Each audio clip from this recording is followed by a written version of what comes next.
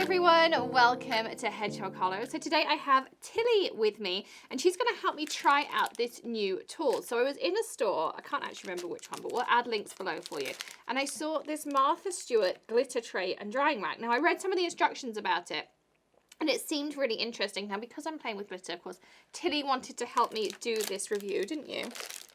You want to take it out of the package? So I grabbed a few different glitters, some projects for us to try, all those kinds of things, and we can see whether it's a hit or a miss. Yeah. Now, people have asked me why I don't try, thank you Tilly, these things out before the review, because I always find that the first time I use it, I find out more than any other time. So I might try it out and upstairs and then I would forget things I wanted to tell you. So if it's a tool that needs instructions, I'll make sure I've read the instructions or watched an online video. But really I want you to see first impressions and kind of how you get on with the tool. So this one has a couple of different things. It has the brush that Tilly's got here. You have this peg drying rack, and then you have a tray in the bottom. Now let me show you how this is designed to work. So if you are doing, say, a project like this, you could paint it in the tray, and then you would apply your glitter. How is it going to open now? Well, you can sprinkle it over the top. Off you go. So we'll pretend there's some glue on this one. Good job. And when you're done with your project, you can take this and of course you would tap. Well, there is a brush in here. I did grab my surface sweep just in case, but we'll use their brush. It's a little bit coarser than the surface sweep. And then it's designed that this little pegboard here, you can pop your item on and it keeps it lifted up a little bit, so it's not going to stick on the bottom. The same, say you were doing custom ornaments. That's like the pointies. Yes, so you could stand them up. The little peg there that's going to keep it right, or if you want to put it on its side, then it's going to keep everything up. What do you need? The lid. Yes, thank you. So that's the idea of the peg bit, and I kind of like that idea just because it keeps everything I would be doing raised. But then the best bit is, we need to take that lid off again, please, is there is a little hole over here in this corner, and I'm going to show them how it's supposed, whoa, maybe that doesn't work as well as it was supposed to.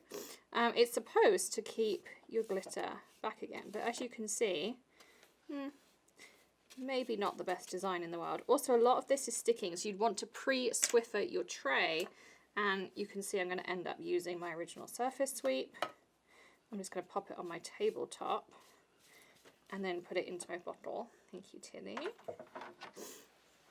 So I'm just going to sweep everything together on here with my surface sweep, which is what I normally do. And then into my bottle. We'll get this in my mouth now. There we go.